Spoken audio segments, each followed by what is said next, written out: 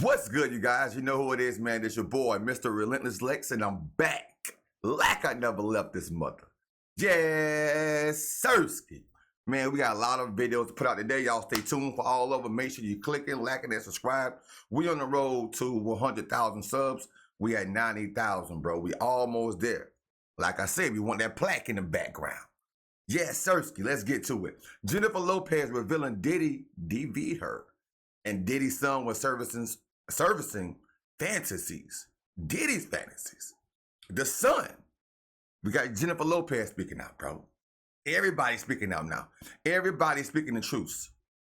They're all allegations, but everybody's story is sounding the same. And the butt monster Diddy is doomed. Doomed. He's losing his money. He still got money, but he's losing his power. He's losing his money. And everybody is coming out, including Usher mom, bro. But right now, we got Jennifer Lopez. But let's get to it. Spicy. Baby, what a time for Jennifer Lopez to be making a whole documentary highlighting a time when she was manhandled in a past relationship. It takes courage to share your truths. And I know it could end disastrously. Right when we are at the peak of Diddy being exposed for all the horrible things he did to the people he dated, we see what you did there, Jenny. But you know what's even worse than being a man involved with DV? A man who uses his own son to cover up his crimes and service his disgusting fantasies. Child, why did Diddy have Justin and Christian Combs involved in all his dirty shenanigans? We'll get to that shortly. But first, Jenny from the block. I have decided to tell my story, and I've never shared with anybody in the world. So in her Amazon Prime Video documentary, The Greatest Love Story Never Told, which follows the making of her original music film, This Is Me Now, A Love Story, J-Lo opens up about past experiences from which she had to move on, especially one that ended badly. Unsurprisingly, to a lot of people, it's easy to see how J-Lo is totally describing Diddy. I mean, we've all heard the stories of what used to happen when J-Lo and Diddy were together, right? Diddy roughing her up, dragging her by the hair, cheating on her, and so on. There is even a time Gene Deal said that when Diddy was with J-Lo, he would often leave J-Lo in the house to go looking for Kim Porter. And he'll call and Kim wouldn't answer. And if she was out, he would ask the babysitter, you know, do you know where she at? Well, she said she was gonna be here because she had Kristen at the time. You know what I mean?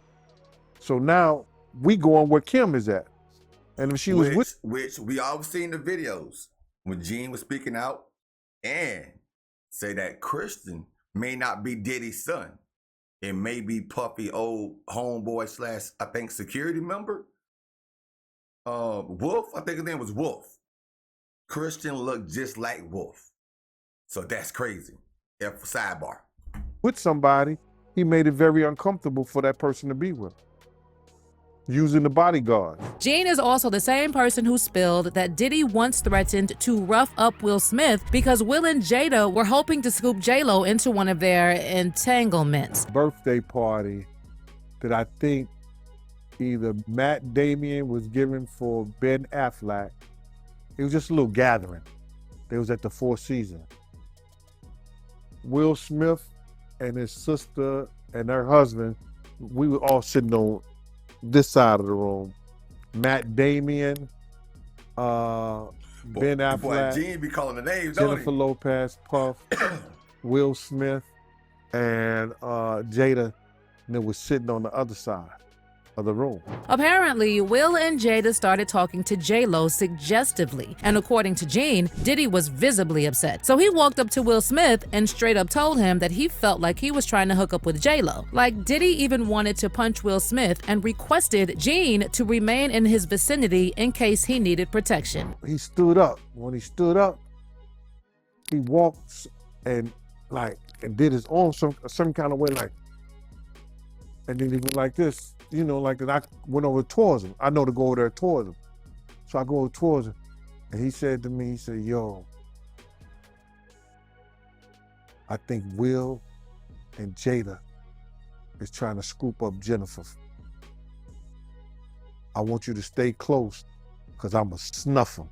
Will would have whipped his ass. So, Diddy was openly volatile when he was with J-Lo, and in her documentary, she opens up about DV when she discusses filming scenes for her song Rebound, where in one scene, she and a love interest in the film perform a choreographed dance routine, portraying a toxic relationship. Then she is seen saying later, "I'm glad that one's behind us," as she walks from the set to the trailer. What follows after that is J-Lo getting emotional during a car ride when she's asked about filming that particular storyline, and she says, "Being thrown around and manhandled like that is not fun. I was never in a relationship where I got beat, thank God, but I've definitely been manhandled and a couple of other unsavory things. Rough, disrespectful." Well, J-Lo doesn't necessarily name the person involved, but she could easily be talking about Diddy, with several sources claiming that given how she walked out and what we have seen in the last couple of months, what Diddy is capable of, there are high chances it's him she was referring to, or at the very least, one of those who mistreated her. Maybe J-Lo is still scared to mention Diddy directly, but you know who isn't? Lil Rod. Man, Lil Rod aired Diddy out to dry in his lawsuit, and one new thing that came up is how Diddy has been using his son Justin Combs. Lil Rod says in the lawsuit that Diddy directed Stevie J and his son Justin to recruit the ladies for his parties, and in Justin's case, he was instructed to find the underaged ones to attend the parties. He even included screenshots of Justin attending the parties with Diddy, and in the photos, there were girls who looked like they were clearly too young to be at the parties. Baby, it's one thing for Diddy to be doing whatever he was doing, but involving his son too? That's just nasty. Guess what? In addition to using Justin to service his fantasies, Diddy also used Justin to cover some of his crimes. In the lawsuit, Lil Rod says that a man identified in the lawsuit as only G, a friend of Diddy's son Justin, was involved in a pew-pew incident. During the alleged incident, Lil Rod says he heard shots while 2 feet away from the restroom at Chalice Recording Studio in Los Angeles. Then when Diddy and Justin exited the restroom, he saw G suffering, at which point he offered assistance. As per what Lil Rod spilled, Diddy forced him to lie to the authorities about what happened, with police being told it was the result of a drive-by. What I know is that the LAPD investigated the incident and reportedly found that G had been hit outside the studio during a robbery and merely ran into the studio. But clearly that is not what happened. People were paid to lie for Diddy. Now, when Justin was confronted about his association with his father, his reps told TMZ, Justin Combs categorically denies these absurd allegations. They are all lies. This is a clear example of a desperate person taking desperate measures in hopes of a payday. There will be legal consequences for all defamatory statements made about the Combs family. Yeah, right. Pretty rich if you ask me, especially considering Diddy has been involved with something similar with J-Lo. Okay, it's a pretty long time ago, but what happened was that Diddy and J-Lo were at a nightclub called Hot Chocolate at Midtown's Club New York in December 1999, and they were there to celebrate the release of Shine's soon-to-be-released album. So around 2:20 a.m., Diddy accidentally knocked a drink out of a patron's hand named Matthew Allen, whose street name is Scar. Apparently, Scar didn't take it kindly, and because Diddy's ego was all over the moon, Diddy reportedly threw his money at Scar like confetti. There are also reports that said at the time that Scar was the one who threw fat rubber-banded stacks. But the bottom line is egos were bruised and money was being thrown around. It was a quick payout for clubgoers as people in the club grabbed for the money. Unfortunately, the conflict also quickly escalated. Rounds went off. 3 of the club's patrons were injured and 1 woman was hit right in the face. J-Lo and Diddy sped away in a 1999 Lincoln Navigator, but ran a red light and were pulled over by the police. Based on police reports, they were in possession of a stolen 9mm, which was found in the trunk, and they were both arrested. But J-Lo's horror show didn't end there. The next 14 hours were spent in a cell, and police sources said she took turns crying unintelligibly and sobbing uncontrollably. Okay, though the charges were eventually dropped for both J-Lo and later Diddy, rumors about their relationship falling apart were frequent following the incident. And Shine, the rapper whose album nobody ever heard, was found to be connected with the incident and spent 9 years in jail. In other words, Shine took the fall for a crime that Diddy committed. Stupid. But now the woman who alleges Diddy is responsible for the incident in 1999 says she will not stop until Diddy is made to pay the price for what he did to her life. Because I am the woman who he shot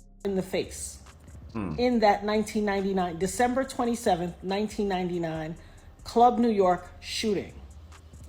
I have told everyone ad nauseum since then even the surgeon who did the surgery to take the bullet, I got in my face with a 9mm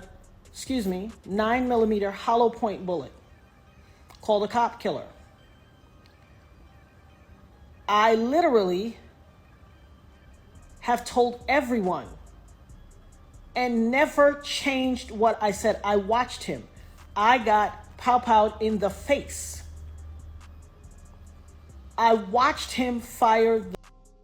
I've said it all this time. Whoa. You know how we knew it was Diddy for Whoa. sure? Lil Rod mentioned the 1999 incident in the lawsuit, alleging that Diddy bragged about getting away with firing his firearm at people. Specifically, Lil Rod shared that Diddy was responsible for what happened in the nightclub in New York City with Shine. Okay, I know we are talking about how Diddy treated J-Lo, and I know that she was probably scared of Diddy. But all these years, she has never said anything about another man taking the fall for Diddy's crime? Oh, hell to the no, no, no. I don't think J-Lo has anything to be scared of now. So while she's out here exposing what she went through, she better back up what this woman is saying about what Diddy did to her. And Justin better come clean as well, cause what in the actual hell? You know what? These people are just making me angry, but let me know what you think of J-Lo talking about being DV'd, helping Diddy cover up a crime, and Justin being swept into Diddy's shenanigans in the comments.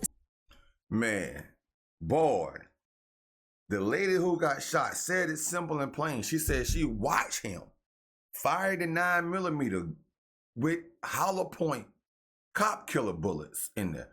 Thank God that she's still alive. Thank God for blessing her hands of her surgeon. Thank God for the ones who helped her get to the hospital. But she said she's been saying it all this long time. She said, I watched him fire the gun. She saw him shoot her. And for Shine to take the rap for 9 whole years, and then they had about a year or two ago, they had a tribute, a Bad Boy tribute, and Diddy bought Shine out. Bro, if I did 9 years for somebody, I would never, ever come out to a tribute. Never. And for Diddy to have his son servicing his fantasies, that is plain out sick. Sickening, man.